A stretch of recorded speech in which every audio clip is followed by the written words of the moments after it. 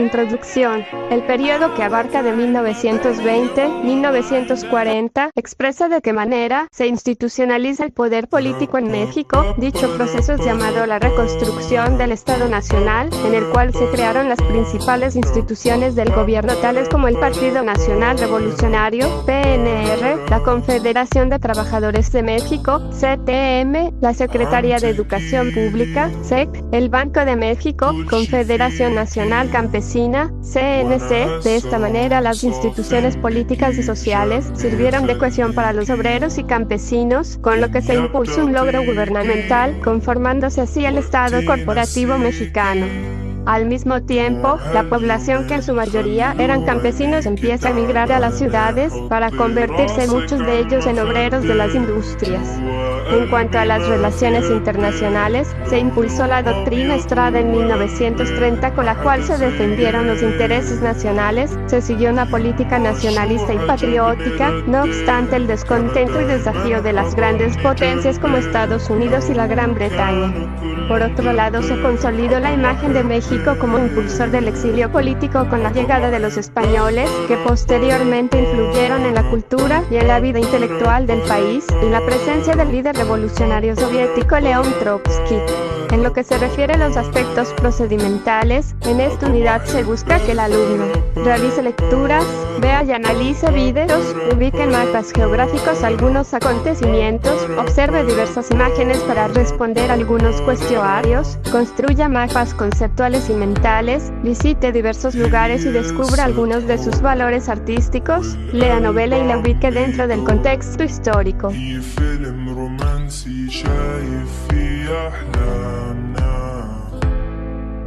La literatura de México es una de las más prolíficas de la lengua española, y sus antecedentes se hallan en la literatura de los pueblos indígenas de Mesoamérica. Entre las figuras más importantes, notorias y reconocidas de este país a nivel internacional, se hallan José Joaquín Fernández de Lizardi, Sor Juana Inés de la Cruz, Juan Rulfo, Juan José Arreola, Elena Garro, Octavio Paz, Rosario Castellanos, José Gorostiza, Carlos Fuentes, Amado Nervo, Jaime Sabines, Federico Gamboa, José Emilio Pacheco, Alfonso Reyes, Fernando del Paso y Ramón López Velarde. Cita requerida históricamente. Con la llegada de los españoles, se produjo un proceso de mestizaje que luego dio paso a la época de creolización de la literatura producida en la Nueva España. El mestizaje de la literatura novohispana es evidente en la incorporación de numerosos términos de uso corriente en el habla local del virreinato y en algunos de los temas que se tocaron en las obras del periodo. Durante la época virreinal, la Nueva España albergó a escritores barrocos como Bernardo de Valbuena, Carlos de Sigüenza y Góngora, Juan Ruiz de Alarcón, Francisco de Castro, Luis de Sandoval y Zapata y Sor Juana Inés de la Cruz, llamada la Décima Musa. Muy destacados todos, dieron la lucha inicial por la emancipación de la literatura nacional de la literatura de la península. Diego José Abad, Francisco Javier Alegre y Fray Servando Teresa de Mier. Cita requerida. Hacia el final del régimen colonial, en Nueva España surgieron figuras como José Joaquín Fernández de Lizardi, cuya obra El Periquillo Sarmiento se considera el emblema de la picaresca mexicana y la primera novela moderna escrita en el continente americano. Hacia la segunda mitad de ese siglo, surgen obras como Los mexicanos pintados por sí mismos, libro costumbrista que da una idea aproximada de cómo veían los intelectuales de la época al resto de sus coterráneos. Hacia el final del siglo, durante el Porfiriato, los escritores mexicanos se inclinaron hacia las tendencias dominantes de la época. Para celebrar el centenario de la independencia de México, se preparó la llamada Antología del Centenario, que pretendía recopilar autores de los primeros 100 años de México, pero quedó trunca y se publicó solo el primer tomo en 2 volúmenes que, sin embargo, recogen la poesía. Los grandes poetas de la época son Fray Manuel de Navarrete, Fernando Calderón e Ignacio Rodríguez Galván. Destacan una pléyade de poetas modernistas, que incluye a Amado Nervo y a Manuel Gutiérrez Nájera. De la misma época, la Antología del Centenario incluyó a Luis G. Urbina. De reconocido prestigio, Efrén Rebolledo, José Juan Tablada, Enrique González Martínez y Ramón López Velarde. Cita requerida. La irrupción de la Revolución Mexicana favoreció el desarrollo del género periodístico. Una vez concluido el conflicto civil, la revolución se convirtió en un tema recurrente en novelas, cuentos y obras teatrales en las plumas de Mariano Azuelo Rodolfo Usigli. Esta tendencia sería antecedente del florecimiento de una literatura nacionalista, que tomó cuerpo en la obra de escritores como Rosario Castellanos o Juan Rulfo. También apareció en escena una literatura de corte indigenista, que pretendía retratar el pensamiento y la vida de los pueblos indígenas de México, aunque irónicamente, ninguno de los autores fuera indígena. Entre ellos, hay que señalar a Miguel Ángel Menéndez Reyes, a Ricardo Pozas y a Francisco Rojas González. De modo alterno a estas corrientes dominantes, se desarrollaron en el país otros movimientos, menos conocidos por estar fuera del foco principal. Entre ellos, hay que señalar a los estridentistas, década de 1920, como Arqueles Vela y Manuel Maclés Arce. Cita requerida. Otro movimiento de gran relevancia para la historia literaria del país, lo constituyó el grupo de los contemporáneos, quienes aparecieron durante la década de 1930, el cual conformaron el periodista Salvador Novo y los poetas Javier Villaurrutia y José Gorostiza. Ya hacia la segunda mitad del siglo XX, la literatura mexicana se había diversificado en temáticas, estilos y géneros. Surgieron nuevos grupos, como La Onda, década de 1960, que apostaba por una literatura urbana, satírica y contestataria. Entre los autores destacados, están Parménides García Saldaña y José Agustín. Los infrarrealistas, década de 1970, que pretendía volarle la tapa de los sesos a la cultura oficial. La Mafia, década de 1960, conformada por Carlos Fuentes, Salvador Elizondo, José Emilio Pacheco, Carlos Monsiváis, Inés Arredondo, Fernando Benítez y otros. En 1990, Octavio Paz se convirtió en el único mexicano hasta la fecha que ha ganado el Premio Nobel de Literatura. En la década de 2010, surge un nuevo movimiento literario, a partir de la revista literaria El Comité 1973, un movimiento que tiene lugar en el centro del país, entre la Ciudad de México y la ciudad de Pachuca, Hidalgo. Entre otros, se encuentran Guadalupe Flores Liera, Claudia Hernández de Valle Arizpe, Meneses Monroy, Agustín Cadena y Juan Antonio Rosado. Aquí algunos datos interesantes de la literatura y la historia y bueno. Continuamos con la demás información. Bueno, aquí presentamos la historia de la ciencia. Los dejo con la información. En la era prehispánica, la comunidad más desarrollada fue la maya, que contaba con un sistema numérico, escritura y calendario. Desarrollos similares lograron los pueblos olmecas, aztecas y zapotecas. La medicina de esta época se basaba en la herbolaria y las infusiones.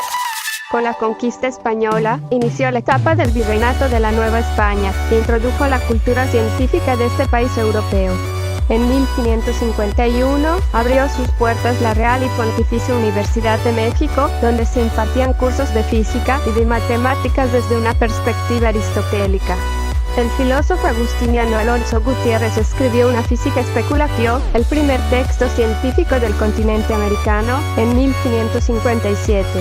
En cuanto a la Ilustración mexicana, la ciencia puede dividirse en 4 periodos. El periodo inicial, 1735 a 1767, el periodo criollo, de 1768 a 1788, el periodo oficial o español, de 1789 a 1803, y el periodo de síntesis, de 1804 hasta el inicio del movimiento independentista en 1810.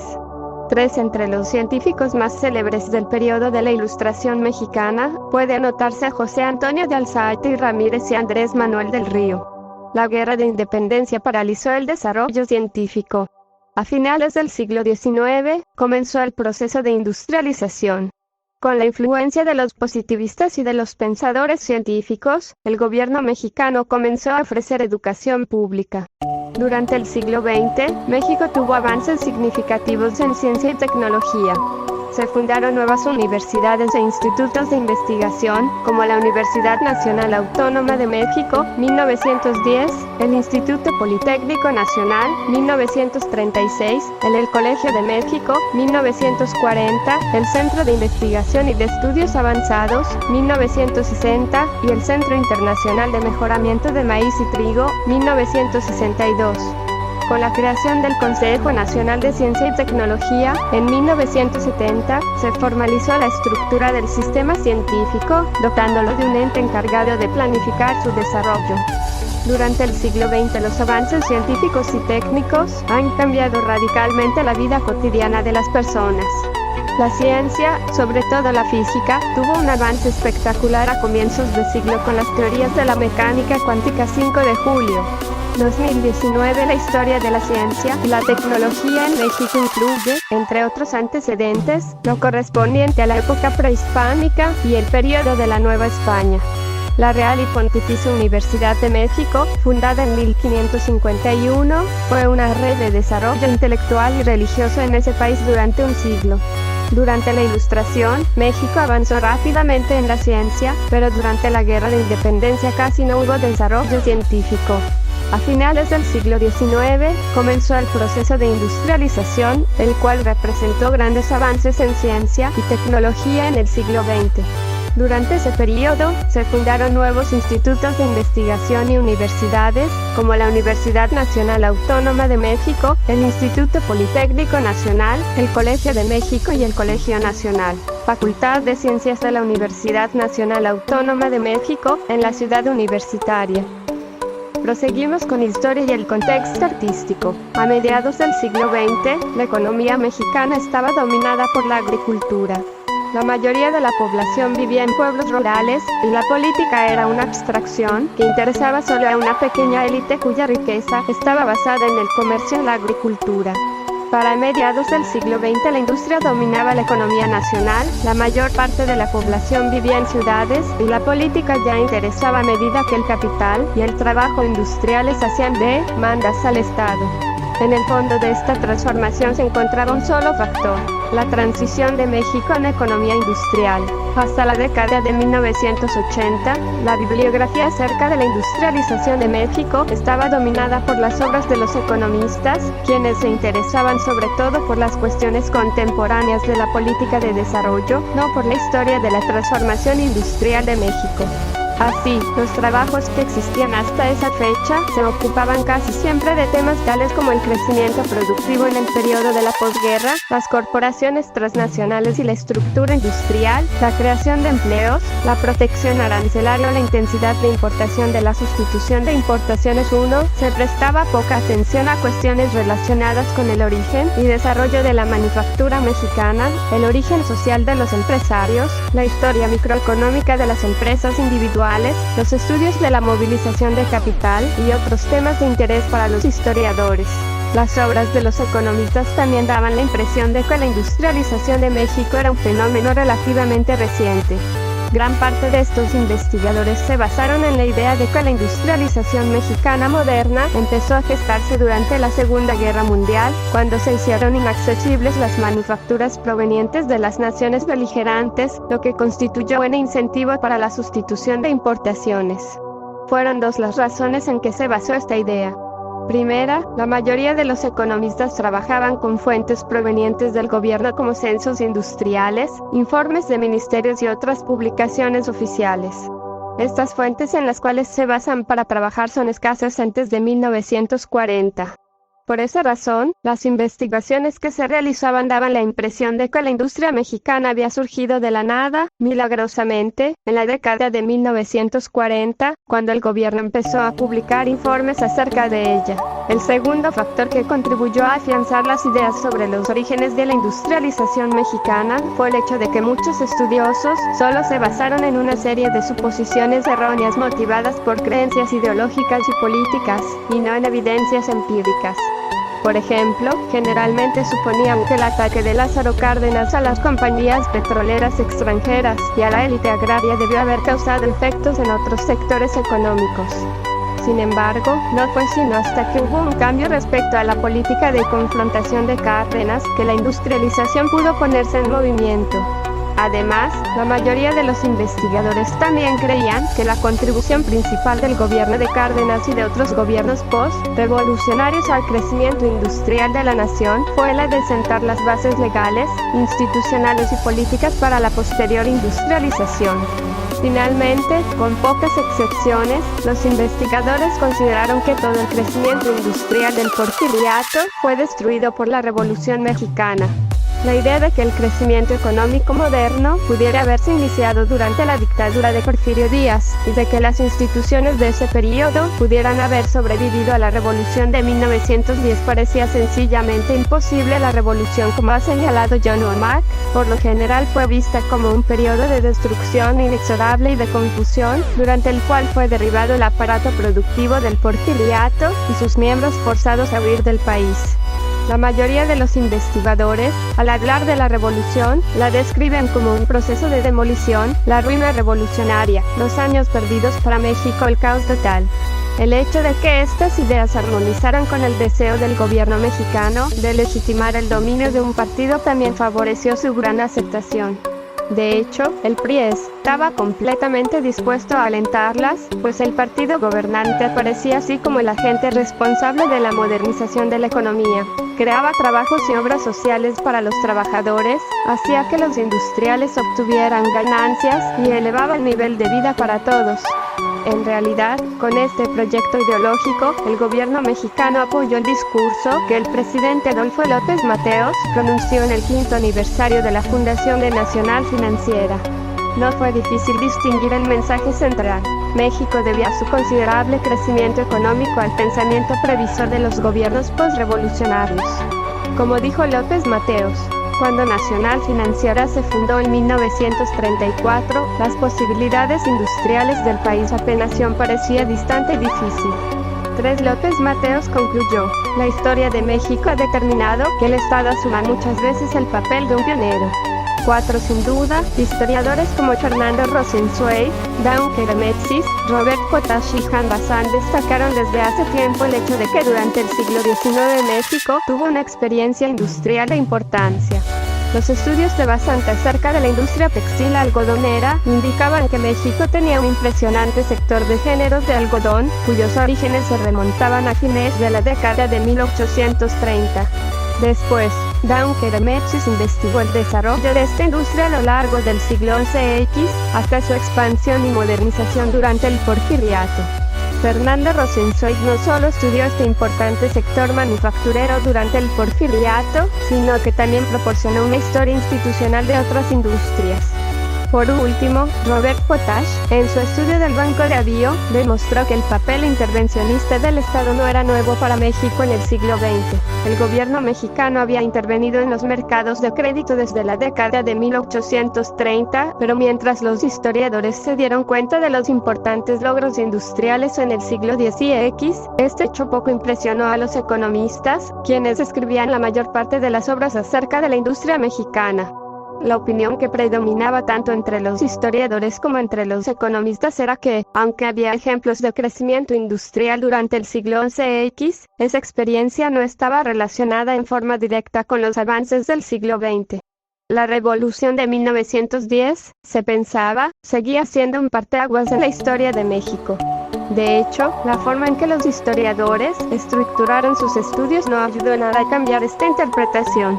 En realidad, todos los estudios históricos sobre industrialización que se escribieron antes de la década de 1980, la industrialización de México 653-1910.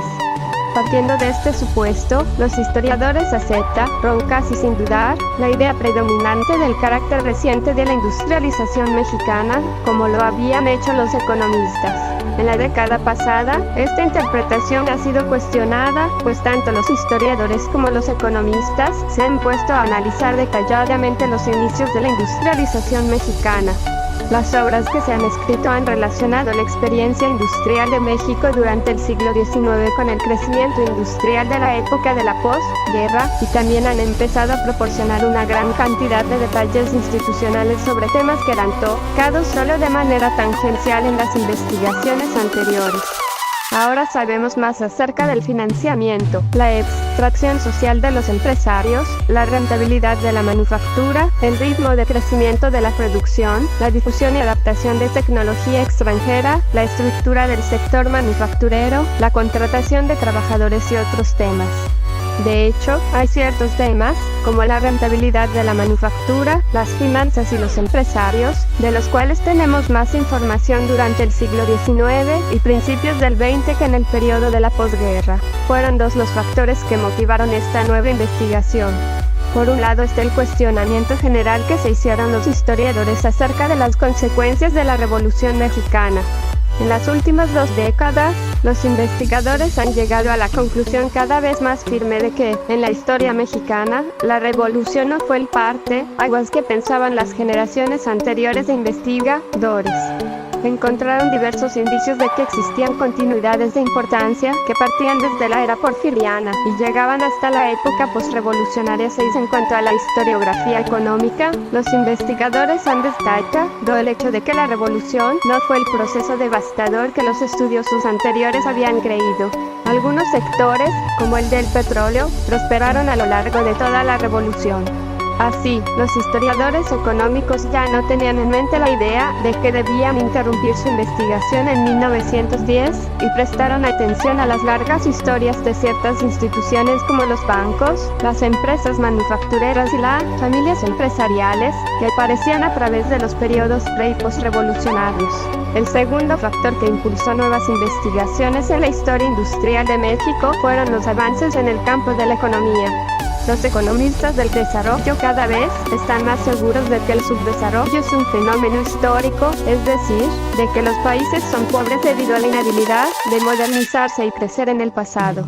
De hecho, los promedios de crecimiento en el siglo XX en México y en otros países de América Latina han sido más rápidos que los de las economías del norte del Atlántico. Si los países de Latinoamérica están atrasados en la actualidad, es porque su crecimiento fue lento en los siglos XVIII y X y X. Así, los economistas prestan cada vez más atención a ese periodo, y no solo se fijan en las razones que caracterizaron el escaso crecimiento durante el siglo X y X, sino también en los efectos de ese lento crecimiento. Estos han persistido en la estructura e instituciones del desarrollo económico en periodos más recientes. El resultado de este nuevo examen del pasado de México ha sido la reescritura, durante la década pasada, de gran parte de la historia económica de México. Este trabajo ha abarcado una serie de sectores económicos, incluyendo los ferrocarriles, la agricultura y la banca, pero el punto sobre el que más se ha escrito ha sido la industria. Quizá el tema que ha tenido mayor repercusión en los nuevos escritos acerca de la industrialización mexicana sea el inicio de la transición industrial de México. La noción de 7 para ejemplos de los economistas mexicanos que han tomado la perspectiva de la industrialización mexicana a largo plazo en sus trabajos. Vean Hernández L. 1985. Garza, 1985. Una opinión excelente acerca de los enfoques históricos en el estudio del desarrollo económico se encuentra en Lev, 1982, La industrialización de México 655. Manante de que la industrialización se había iniciado a mediados del siglo XX dio paso a la idea que señala los inicios de la industrialización a fines del siglo XIX, y hay algunos investigadores que afirman que fue a mediados del XIX cuando empezó la transición industrial del país. Este cambio de interpretación no es difícil de comprender. La antigua concepción de una transición industrial reciente era ilógica desde un punto de vista teórico e inconsistente con los datos empíricos. Era ilógica porque afirmaba que la industrialización mexicana solo podía haberse iniciado una vez que las importaciones de productos industriales fueron suspendidas por la Segunda Guerra Mundial. En este caso el problema era que México no tenía la capacidad tecnológica para diseñar y producir maquinaria industrial. Si en México se hubiera interrumpido el abastecimiento de mercancías de consumo importadas durante la guerra, también se hubiera interrumpido el flujo de capital importado y de las mercancías intermedias. El razonamiento era tautológico. Los bienes de capital no podrían haber aparecido de la nada.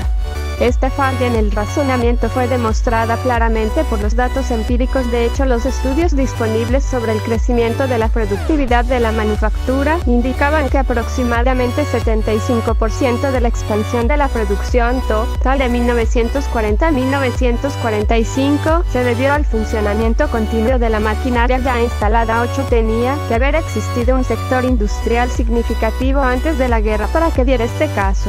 Era evidente que la interpretación dominante tenía fallas. El primer investigador que cuestionó seriamente la idea de una transición industrial reciente en México fue Clark Reynolds, quien en su estudio de 1970 destacó que el rápido desarrollo en la década de 1940 se debió principalmente al uso intensivo de la capacidad industrial que había sido instalada en las décadas anteriores, es decir, que la producción total creció debido al uso intenso de las plantas y al equipo ya instalado. Sin conocer los orígenes de estas plantas, Reynolds postuló la hipótesis de que en la década de 1930, y tal vez en la de 1920, debió haberse instalado una gran capacidad industrial. El planteamiento de Reynolds de que el uso intenso de la capacidad industrial haya sido el causante del auge de la década de 1940 no había sido considerado en detalle hasta que, a principios de la década de los 80, Enrique Cárdenas realizó un análisis cuidadoso de la experiencia industrial durante la Depresión. Al revisar los censos industriales de 1930, 1935 y 1940, Cárdenas no solo demostró que existía una gran cantidad de industrias en los años 30, sino que precisamente la industria fue el sector de la economía que tuvo mayor crecimiento durante este periodo. Según sus cálculos, en términos generales la industria abarcaba el 17% de la producción total nacional. Pero lo que era aún más importante, de 1929 a 1939 la industria creció más que el resto de la economía, en un 125%.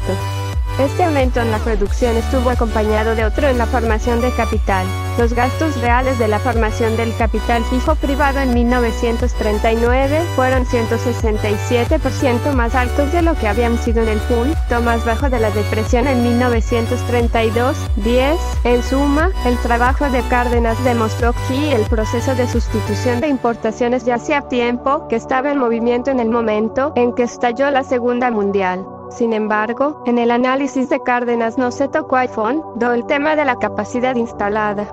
Pues y tal parece que gran parte de los beneficios de la productividad en la década de 1930 se debe al uso más eficiente de la capacidad ya instalada, como lo indica su análisis, ¿de dónde provino tal capacidad?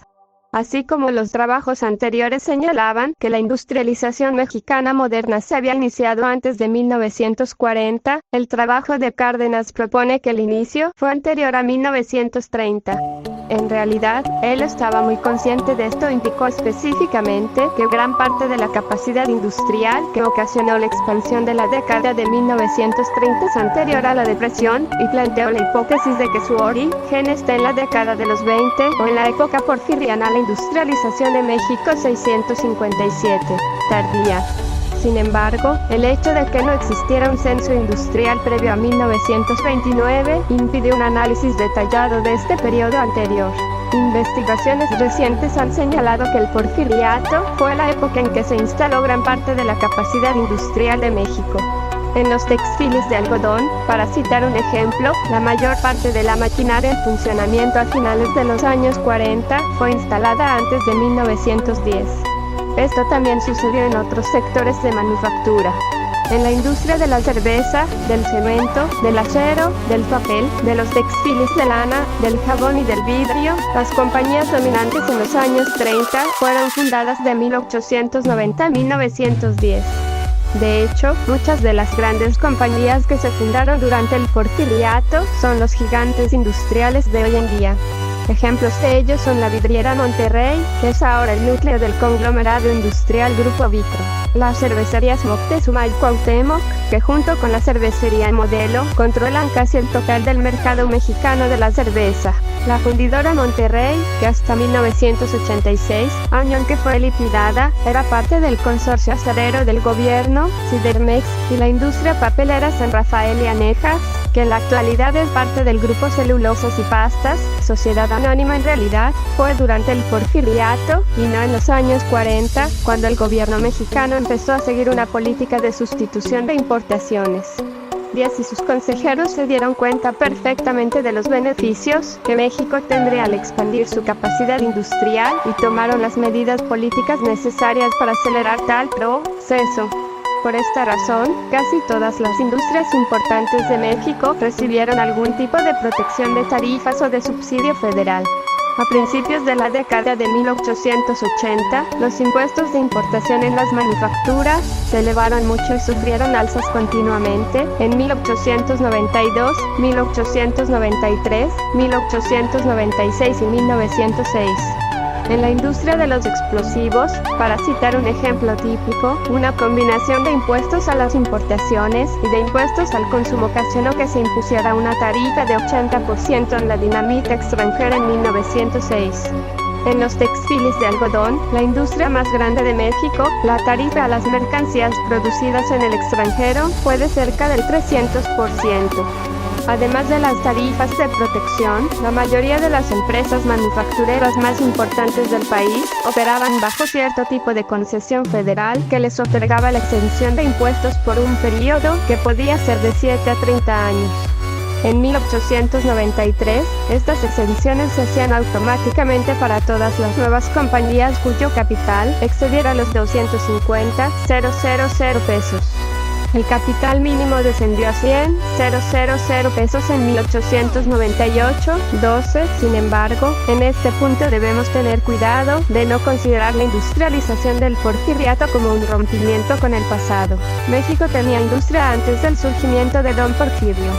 Lo que resulta significativo es que en el porfiriato se realizó la gran transformación de las manufacturas. Un sector que hasta entonces se había caracterizado por la producción en talleres artesanales y en pequeña escala pasó a dominar el panorama debido a su producción en grandes fábricas integradas verticalmente que utilizaban los métodos más avanzados de producción importados de Europa y de Estados Unidos y que atraían inversiones de un mercado de capital impersonal en vez de apoyarse en las redes de parentesco. La tasa de crecimiento de la industria también fue muy diferente durante el porfiriato. De 1890 a 1910 la industria creció rápidamente. Durante el periodo de 1840 a 1890 perdió el ritmo, avanzando en algunas décadas y retrasándose en otras. Pero esto no quiere decir que no hayan existido industrias en México antes de la década de 1890, o que no se hubieran logrado avances importantes en décadas anteriores. De hecho, en lo que respecta a la producción de textiles de algodón, México empezó a hacer la transición al sistema de fábricas desde fines de la década de 1830, y algunas de las más importantes fábricas textiles del periodo porfiriano, Cocolapán, Hércules, Miraflores, La Constancia y el Patriotismo se destacan entre ellas, fueron fundadas antes de 1850. 13. Colocar en una época anterior el punto de arranque de la industrialización refleja el desarrollo que ha experimentado la historia económica estadounidense y europea. Tanto en Europa como en Estados Unidos, los historiadores económicos cada vez están más convencidos de que no existió un salto brusco entre la economía preindustrial y la industrial. Más bien creen que los países experimentaron un proceso de evolución industrial en el cual el crecimiento de la industria manufacturera se realizó durante un periodo prolongado, en el cual las instituciones de crecimiento fueron transformadas lentamente. Primero el taller artesanal, después la protofábrica o la fábrica no mecanizada, hasta llegar al sistema fabril. Entonces, ¿dónde puede decirse que comienzan las raíces de la industria mexicana moderna? ¿Acaso ya en la década de 1830 México estaba empezando a realizar la transición a una economía industrial? ¿O fue la experiencia de la industria de los textiles de algodón en la joven república solo una creación artificial de Lucas Alamán, sin permanencia ni paralelo en otros sectores de la manufactura? Los historiadores mexicanos no han tardado en señalar que las únicas empresas manufactureras a gran escala que pueden encontrarse en México antes de 1890 eran producto de textiles de algodón. La mayor parte de la producción de otras mercancías manufacturadas no ocurrió en fábricas propiamente dichas, sino en instalaciones no centralizadas, que carecían de fuentes de poder inanimadas, en las cuales una gran cantidad de trabajadores realizaban tareas rutinarias. Por esta razón han tendido a minimizar el concepto de la industrialización a principios y mediados del siglo X y X. 1.4 Pero debemos recordar que la industria estadounidense anterior a la década de 1860 no era muy diferente. hasta la segunda mitad del siglo XI, cuando aparecieron innovaciones técnicas que hicieron más eficiente el trabajo en las fábricas mecanizadas. La mayor parte de las manufacturas de Estados Unidos se producían en lo que Kenneth Sokolov ha llamado la fábrica no mecanizada, en la cual no se empleaban fuentes de poder inanimadas y centralizadas ni grandes cantidades de maquinaria. La forma en que se lograban promedios impresionantes de producción era capturando las economías de escala disponibles de la división de trabajo. La mayoría de estas fábricas no empleaban más de 20 trabajadores, 15. La única excepción de importancia de este modelo era la industria de los textiles de algodón, donde el sistema fabril tenía su lugar asegurado para la década de 1820. ¿Acaso las primeras experiencias industriales de México reflejan los sucesos en Estados Unidos? Fue similar en ambos países el proceso de industrialización, el cambio de talleres artesanales a fábricas no mecanizadas, y eventualmente a fábricas mecanizadas. No es fácil responder a estas preguntas. Por un lado, parece que a mediados del siglo XI hubo una expansión de compañías de tamaño medio, que eran demasiado grandes para ser solo talleres artesanales. Tanto el trabajo de Guy Thompson como el de Juan Carlos Grosso destacan la proliferación de estas empresas de extensión media. La investigación de Grosso, en Puebla, indica que en 1851 había un número considerable de empresas medianas, compañías que empleaban más de 10 trabajadores, operando en las ramas de la sastrería, sombrerería, curtiembre, zapatería y lencería. Los datos indican que en las áreas de sastrería y curtiembre no operaba ninguna compañía pequeña. En estas industrias, consideradas como un grupo, el número de trabajadores de las compañías de tamaño medio sobrepasaba al de las empresas pequeñas. Así, el trabajo de Thompson indica que en muchas líneas de manufactura el crecimiento de las innovaciones técnicas era lento. 16. Aunque todavía queda mucho trabajo por realizar en este campo, los estudios disponibles indican que la transición del taller artesanal a la fábrica no mecanizada empezó a producirse. La industrialización de México 661 en México a principios del siglo XIX. Pero las primeras fábricas no mecanizadas en México no florecieron en la misma forma que sus contrapartes de Estados Unidos. Como Sokolov ha señalado en relación con el caso de Estados Unidos, la fuerza que impulsó la expansión de las fábricas no mecanizadas en ese país fue el crecimiento del mercado, lo que permitió el aumento de las tareas especializadas. En México, en cambio, el crecimiento del mercado estaba mucho más atenuado durante este periodo. Los altos costos del transporte, así como los bajos ingresos producidos por la organización agraria precapitalista, impidieron una rápida expansión del mercado, semejante a la que se dio en Estados Unidos. Como consecuencia, la transición a la fábrica no mecanizada se produjo de manera más lenta en México que en Estados Unidos. En la industria del hierro y del acero, por ejemplo, un censo mexicano de 1853 indicaba que existían solo 5 fundiciones y que solo una de ellas empleaba más de 100 trabajadores. Las de tamaño medio empleaban un promedio de 14 trabajadores. Prevalecía una situación similar en la industria del vidrio, donde un censo de 1857 indicó que existían solo 5 compañías que tenían un promedio de 70 trabajadores. 17. La transición a la fábrica mecanizada ocurrió tiempo después en México. Para la década de 1870, la producción centralizada en fábricas mecanizadas empezaba a predominar en Estados Unidos. Parece que en México no ocurrió esto. Por ejemplo, un censo de 1877 de los establecimientos manufactureros en el Distrito Federal indicaba que existían 728 talleres. Predominaban industrias tales como las de botas y zapatos, otros trabajos en piel, sombreros, sastrerías, pastelerías y carpinterías. El número promedio de trabajadores por compañía era de 17, lo cual implicaba que estas eran más grandes que un taller artesanal, pero sin llegar a ser todavía fábricas completamente desarrolladas. En la industria del hierro, para citar una que en Estados Unidos ya había crecido a gran escala, el censo del Distrito Federal indicó que existían solo 2 fundiciones, las cuales tenían una inversión combinada de capital de solo 54,000 pesos y empleaban solo 100 trabajadores entre las dos. La producción total era aproximadamente de 500,000 kilos de artículos de hierro, con un valor de solo 60,000 pesos. 18. Había 3 factores que indicaban que no se trataba de fábricas mecanizadas. la baja proporción capital-producción, solo un poco más de 1:1, el bajo valor de inversión en capital fijo y la escasa fuerza de trabajo. En resumen, los datos disponibles indican que, en algunos casos, en México empezó a surgir el mismo proceso de industrialización que se dio en Estados Unidos, pero que la falta de un mercado robusto obstruyó ese proceso desde el principio.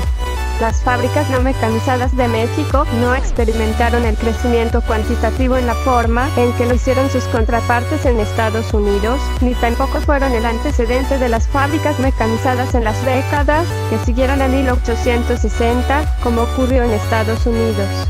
En México, esa transición tuvo que esperar hasta la década de 1890. Aunque sabemos poco acerca de las primeras fábricas que dominaron la producción de la gran parte de las mercancías antes de la década de 1890, sabemos bastante acerca de los inicios de la industria textil algodonera. Esto se debe sobre todo al tamaño de esta industria, pues tanto las compañías individuales que estaban al frente de ella como la industria en forma global eran considerablemente grandes, por lo que el gobierno se preocupaba tanto de protegerlas como de cobrarles impuestos. Por esto existe una gran cantidad de documentos en los cuales los historiadores han podido estudiar con detalle la manufactura de los artículos de algodón. Las primeras fábricas textiles algodoneras se localizaban principalmente en Puebla, aunque también existían fábricas de tamaño considerable en Veracruz, el Distrito Federal y Querétaro. Igual que en Estados Unidos y en Europa Occidental durante las primeras etapas de la industrialización, en un principio las fábricas de algodón se dedicaron casi únicamente a fabricar hilo, que era vendido a tejedores independientes. Sin embargo, a principios de la década de 1840, las fábricas algodoneras en México habían empezado a transformarse en empresas integradas que se ocupaban de la fabricación de hilados y tejidos bajo un mismo techo. La mayoría de las fábricas grandes funcionaban con energía hidráulica, aunque algunas empleaban máquinas de vapor, y muchos de los talleres más pequeños utilizaban la fuerza producida por hombres o por mulas. La necesidad de estar cerca de una fuente de energía hidráulica, así como la de estar razonablemente cerca de un mercado de importancia, explica, en gran parte, la concentración de la industria en Puebla, Veracruz y el Estado de México. Para 1843, después de un periodo de 12 años de inversión y crecimiento, que en parte fueron subsidiados por préstamos del gobierno, con el Banco de Avío como aval, el cual existió de 1830 a 1842, la nación poseía ya 59 fábricas de textiles de algodón. Estas compañías procesaban unos 6 millones de kilos de algodón crudo en hilo, la mayor parte del cual era vendido a tejedores particulares, mientras el resto era convertido en tela por las fábricas.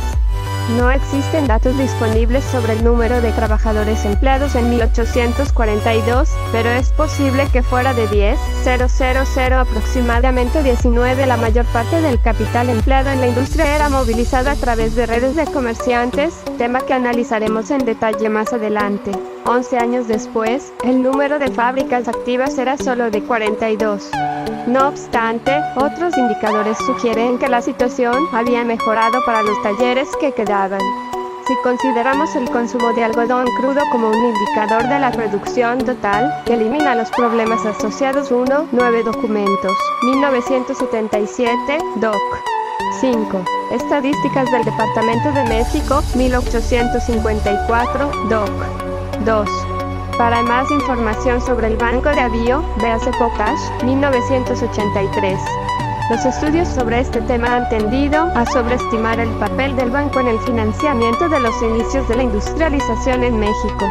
El total de los préstamos bancarios a los productores de la industria textil algodonera de 1830 a 1842 fue de 509,000 pesos, pero en 1854, cuando había menos talleres de hilado en operación que en 1842, el valor total de la planta, equipo e instalaciones de la industria, valuada al costo de adquisición, fue de 872,951 pesos, lo cual indica que el banco solo podía ser responsable del 6% del capital financiero de estas empresas. Con la medición de la producción en bienes de diferentes tipos y calidades a través del tiempo, los datos indican un aumento de 19% en la producción. Este puede haberse debido al incremento en el número de máquinas en servicio, que creció 18%. La falta de datos precisos acerca de la mano de obra dificulta valorar el crecimiento de la productividad del trabajo. En 1877, justo antes del auge del porfiriato, el tamaño de la industria textil algodonera había aumentado significativamente en relación con 1850. México contaba ya con 92 fábricas de algodón, aunque estas eran algo menores que las de 1854. La fábrica promedio trabajaba ahora con solo 753 usos y 128 trabajadores, en comparación con los 3,004 usos y 264 trabajadores de 1854. En comparación con Estados Unidos, la industria textil de México era modesta. Los 250,000 usos de ring de México en 1877 eran muy pocos comparados con los 10,7 millones que había en Estados Unidos en 1879, 22. Sin embargo, en comparación con otras naciones de América Latina, era una industria de tamaño considerable. Brasil, por ejemplo, en 1866 poseía únicamente 9 fábricas de hila, 2, empleaba 768 trabajadores y contaba con 14,875 usos. En 1881 el número de las fábricas brasileñas había aumentado a 44, con 419 usos, pero de todas formas esto era solo una cuarta parte de la cantidad de México 23. Durante la década de 1890 la industria mexicana algodonera experimentó su mayor crecimiento cuantitativo, así como un gran cambio de organización, empequeñeciendo con ello los avances que se habían logrado desde fines de la década de 1830 hasta la de 1880. Uno de los indicadores más obvios de este cambio en la industria textil fue el tremendo crecimiento en el número y tamaño de las fábricas. Al final del periodo anterior, 1877, había 92 fábricas de hilado de algodón en operación, cada una con un promedio de 753. La industrialización de México, 665 usos, 98 telares y 128 trabajadores. Para 1895 las fábricas eran más numerosas y más grandes.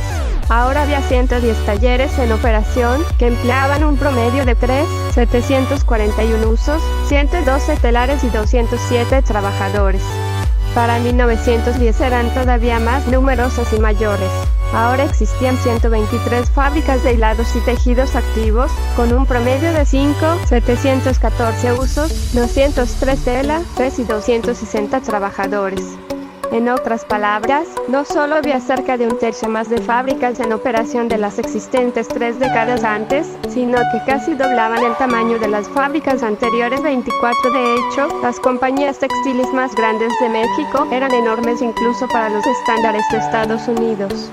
Si el líder de la industria en México, la Compañía Industrial de Orizaba, hubiera estado localizada en Estados Unidos, su capacidad productiva de 93,000 usos y 3,900 telares la hubiera colocado entre las 25 productos de textiles más grandes 25. También se incrementó la productividad desde los primeros años de la industria.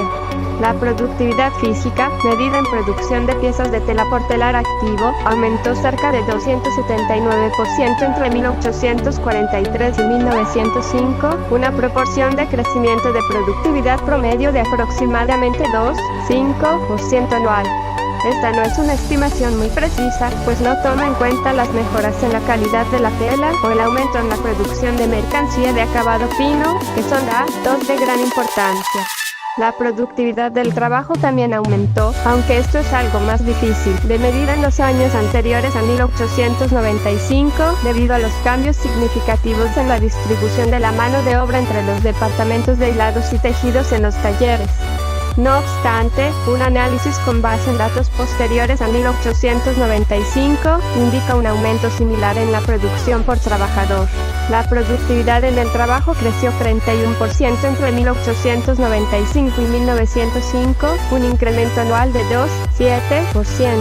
Aunque se ha realizado una valiosa investigación acerca de los inicios de la industria textil, todavía quedan muchas preguntas que no han sido respondidas satisfactoriamente. Jan Bassant, por ejemplo, llevó a cabo un estudio exhaustivo de la productividad de esta industria en la década de 1840 y demostró su sorprendente grado de eficiencia basándose en estándares mundiales. Gregory Clark, en un estudio comparativo internacional de la industria textil algodonera en 1910, realizó un análisis similar en el cual demostró que a principios del siglo XX la productividad mexicana estaba muy por debajo de la de los países industria. Aquí más información para que la lean y algunas imágenes referentes.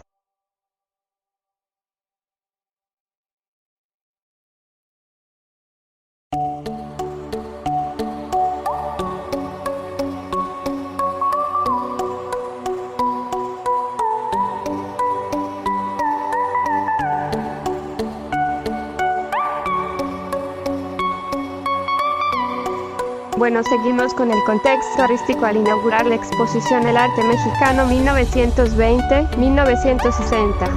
Elogio del cuerpo, en Biarritz, en el suroeste de Francia, el presidente del Consejo Nacional para la Cultura y las Artes, Conaculta, Rafael Tovar y de Teresa, celebró la renovación de las relaciones franco-mexicanas.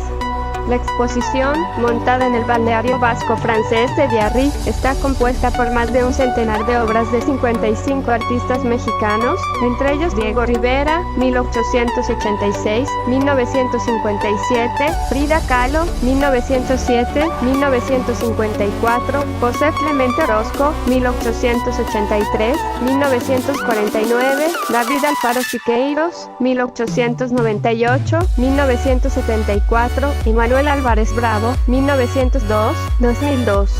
Esta es la primera gran muestra internacional que presentamos ya con el gobierno del presidente Peña Nieto y la primera en Francia ya en este nuevo espíritu de renovación y de relanzamiento de las relaciones bilaterales, declaró Tovar. La exposición, que fue inaugurada esta mañana en el Palacio Bellegue del Puerto Galo, incluye cuadros, fotografías, grabados y esculturas de 4 de las décadas más fecundas de la creación mexicana del siglo XX. Esta exposición se suma a otras en un intento de mostrar un rostro mexicano rico y sobre todo creativo. Es muy importante mostrar en el extranjero aspectos muy positivos del arte de México más allá de las coyunturas, subrayó Tovar, quien recibió la medalla de oro de Biarritz. La muestra, de la que se editará un catálogo en español y en francés, se articula en 4 ejes y abrirá mañana sus puertas al público hasta el próximo 6 de octubre en el Palacio de Bellegue, ubicado en la bahía del célebre puerto de la costa atlántica francesa. En entrevista telefónica, Tovar y de Teresa sostuvo que con la exposición se pretende dar una imagen del conjunto de artistas que aportaron al movimiento mexicano que surgió de la revolución, cuando aparece una nueva temática y el país se ve hacia adentro y busca motivos que compartir con toda la sociedad. Ahí nace la pintura que se conoce como Escuela Mexicana y que estaba representada desde 1920 hasta 1960. Tenemos a Rivera, Frida Kahlo, Orozco, Rodríguez Lozano, María Izquierdo.